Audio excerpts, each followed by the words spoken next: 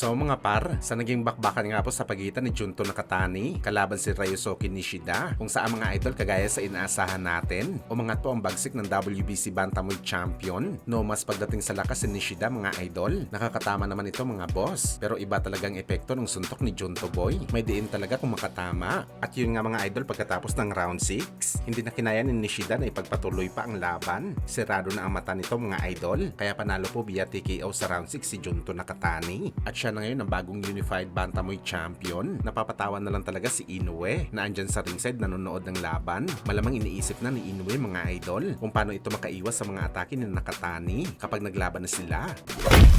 Samantala sa ginanap naman po na pre-opening ng Hall of Fame inductee para sa Class 2025, kung saan mga idol, dinaluhan ito ng mga bigati ng mga boxing legends. At kabilang nga dito ang ating pambansang kamao Manny Pacquiao, kung saan sa naging speech ng dating #1 pound per pound boxer na si Roy Jones Jr., hindi nito napigilan mga idol na gawing example si Manny Pacquiao bilang isang role model ng gold boxing. Ano yung mga idol? Meron daw mga boxer obligasyon sa mga boxing fans sa bawat laban nila sa gitna ng ring. Ang obligasyon na to mga idol, walang iba kundi magdala ng magandang laban. Ito lang naman daw ang nag-iisang hinahanap ng mga fans sakaling gusto nila manood ng boxing sports. Yung makakita ng magandang laban, wala nang iba pa. At nasaksihan daw natin mga idol sa mga panahon ni Pacman kung gaano ito mahalin ng mga boxing fans. Aminado naman si Jones na isang humble at mabait na tao si Pacman, pero hindi daw talaga may i-deny mga idol na ang nagpasikat talaga kay Pacquiao ang galawan nito sa ibabaw ng boxing ring na binubuhos ang lahat ng lakas sa bakbakan, makapaghatid lamang ng umaatikabong action sa mga boxing fans. Kaya ang payo ni Roy Jones mga idol sa mga baguhan na boxer na plano mag-build up ng kanilang karera sa sports ng boxing,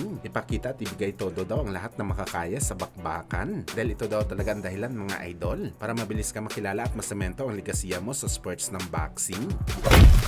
Sa kabilang banda naman mga idol, matapos nga po ma-upset ni Albright ang kapatid ni Keishan Davis na si Kevin Davis sa kanilang bakbakan, at nabasag dito mga idol ang zero loss ng isa sa mga dominanting magkapatid sa boxing sports, kung saan mga idol, merong kaguluhan na nangyari sa pagitan ng kampo ni Albright at Team Davis pagkatapos ng laban. Ayon ito mismo sa kwento ni Albright mga idol, matapos daw ito manalo, diretso dressing room daw ito kasama ang kanyang team, at dahil panalo sila sa laban, matik naman daw na magsasaya si Albright kasama ang kanyang team. Pero narinig daw ng kampo ni Davis ang kanilang hiyawan dahil magkalapit lamang ang kanilang dressing room. Pero paglabas ni Albright mga idol sa kwarto, doon na daw siya tinambangan sa hallway ng magkapatid na Davis. At ang leader nga dito si Keishan na siya ang umatake sa kanya. Hindi naman daw siya sinuntok, hinila daw ang kanyang damit at saka ito inulo ni Keishan Davis sa ulo. Kaya nagkaroon ito ng bukol sa ulo. Pero kinaklaro naman ni Albright mga idol na hindi daw kasama sa pagkuyog sa kanya si Kevin Davis, ang boxer na kanyang tinalo. Sa totoo lang daw mga idol, siya pa daw ang pumigil kay Keishan Davis para wagsakpan si Albright, at hindi pa malinaw mga idol kung magsasampa ng reklamo itong si Albright sa magkapatid na Keyon at Keishan Davis.